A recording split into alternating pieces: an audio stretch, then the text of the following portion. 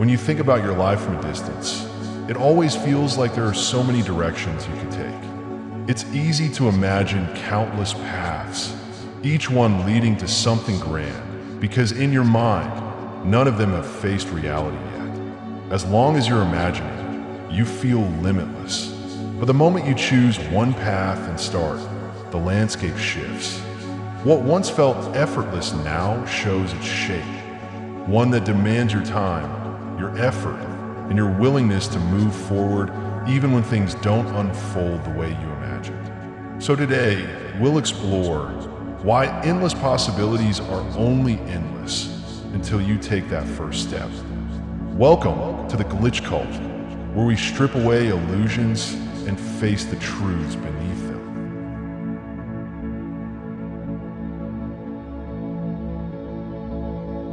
There's a space where most people spend far more time in than they realize, and it does not exist anywhere outside of them. It is entirely internal, constructed within their own mind. Inside this space, everything feels open, flexible, and unconstrained. You can sit with your thoughts and move through different versions of yourself, different paths, different outcomes, and each one feels equally convincing. Not because they are equally achievable, but because none of them have been tested against reality yet. In this state, you are not choosing. You are entertaining possibilities. You can imagine yourself succeeding in multiple directions at the same time, building something meaningful, achieving something significant, and living a life that feels aligned with what you want. And in that moment, there is no immediate reason to doubt any of it. What makes this space feel so believable is that it does not follow the rules that govern real life. There is no resistance here, no delay between effort and outcome, no exposure to failure, no confrontation with your current limitations, no requirement to prove anything to yourself or to anyone else. Everything exists as a finished result, without the process that leads to it. You do not simulate the years it takes to build something. You do not account for the repetition, the inconsistency, or the attempts that do not work. You do not experience the moments where direction becomes unclear or where progress slows down to the point where it becomes difficult to tell whether you're moving forward at all. You move directly to the outcome. And because of that, the outcome feels closer than it actually is. This is why everything feels possible. Not because all of these possibilities are equally available to you in reality, but because they have not yet been exposed to anything that would define them. They remain untested, and because they are untested, they remain unrestricted. When something has not encountered boundaries, it naturally feels larger than it truly is. And if you stay in this space long enough, that feeling begins to resemble belief. You start to feel capable, not because you have built anything, but because nothing has yet contradicted that feeling. Your sense of potential strengthens in the absence of friction, not in response to it. Over time, this creates a very specific kind of confidence. It feels stable internally, but it has no external verification. You believe in your ability without having examined it. You trust your potential without having measured it against anything real. And because nothing in this space challenges that belief, it remains unquestioned, unadjusted, and comfortably intact in your thoughts and beliefs. There's also something else happening here, something quieter but more significant. This space protects you.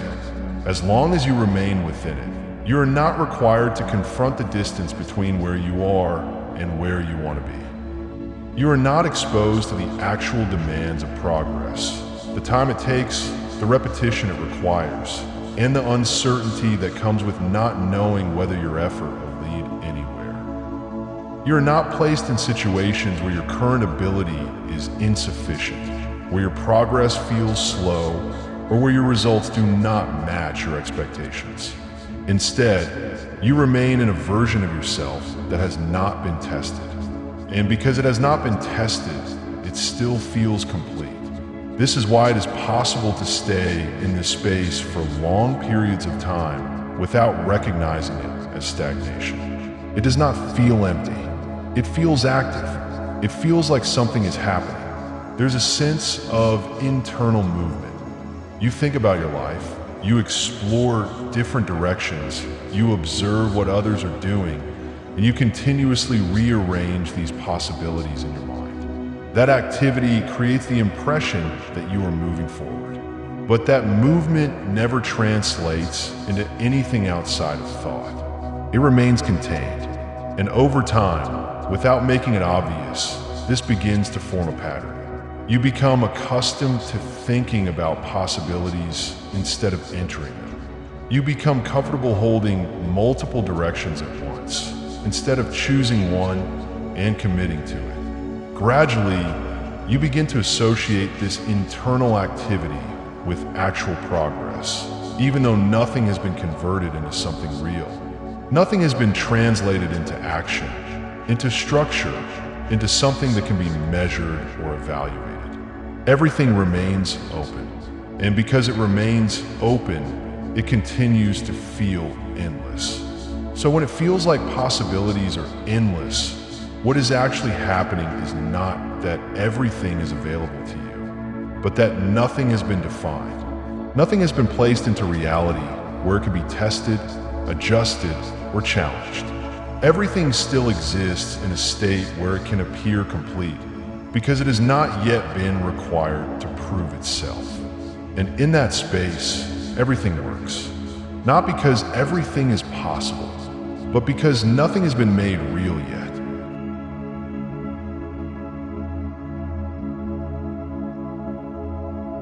The shift begins the moment you choose something and start acting on it, and it does not feel like gaining more. Rather, it feels like losing options. What once felt open, where you could imagine multiple directions at the same time, starts becoming specific. You are no longer thinking about different versions of your life in parallel. You are putting your time into one direction, which means the others are no longer being explored. Before this point, nothing was at stake. You could think about different paths without committing to any of them. But once you begin acting, that changes. Your time is now being spent in one place. Your energy is being used in one direction. And because of that, you're no longer just imagining outcomes. You're dealing with what actually happens when you try. This is where the idea of endless possibilities starts to break down. Not because those possibilities disappear, but because you can no longer engage with all of them at once. Every hour you spend working on one thing is an hour not spent on something else. Every decision you make removes other options, at least temporarily. What used to exist freely in your mind now has a cost attached to it. Time, effort, and attention. And once that cost is introduced, your relationship with the idea changes. You are no longer protected by imagination. You are now exposed to reality. And reality is specific. You begin to see what is actually required. You notice where your understanding is incomplete. Things that seemed simple when you thought about them start showing their complexity when you try to execute them. You realize that effort does not immediately produce results. That consistency is harder to maintain than it seemed, and that progress does not follow a straight line. You also start encountering resistance in a direct way, not as an abstract idea, but as something that interferes with what you are trying to do. Plans do not work as expected. Results take longer than you assumed. You have to adjust, repeat, and sometimes restart. This is where the experience changes in a way most people are not prepared for. Because compared to the earlier phase, where everything felt open and promising, this feels limited. It feels slower. It feels uncertain. Instead of thinking about what could happen, you are now dealing with one question. Will this actually work? And that question carries weight because now there's something real behind it. You have invested time. You have applied effort. You have made a visible attempt. This is why many people step back at this point. Not because they lack ability, but because this is the first time their belief is being tested against actual outcomes. Earlier, belief existed without any challenge. Now it is being measured against what happens when you act. And in this phase, belief alone is not enough. It has to be supported by repeated action. It has to be sustained over time.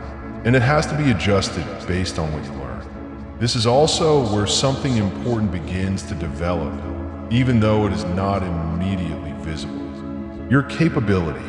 You start understanding things more clearly because you're interacting with them directly.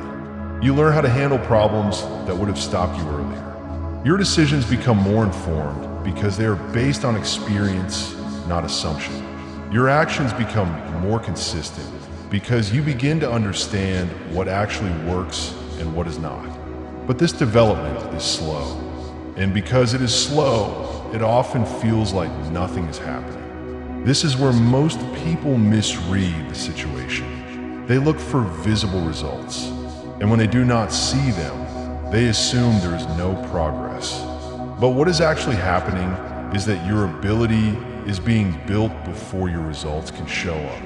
The effort you are putting in is increasing your capacity to do the work. The time you're investing is improving how you approach it. And the consistency you maintain is what allows those improvements to eventually produce something visible. If you stay in this process long enough, a shift begins to happen. The effort you put in starts to connect. The understanding you have built starts to translate into better outcomes. Things that felt uncertain begin to feel more predictable. You require less guesswork and more execution. What you are working on starts to take shape in a way that was not possible when it only existed in your mind. And this is where the meaning of possibility changes. Earlier, possibility meant that anything could happen because nothing had been tested.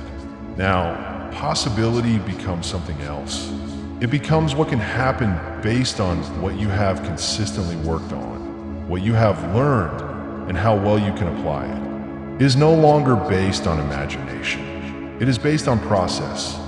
So when you choose, possibilities do not disappear. What disappears is the illusion that everything can exist at the same time without efforts. What replaces it is something more grounded. A single direction where progress is built through time, effort, and repeated action. And that is the point where something stops being imagined and starts becoming real.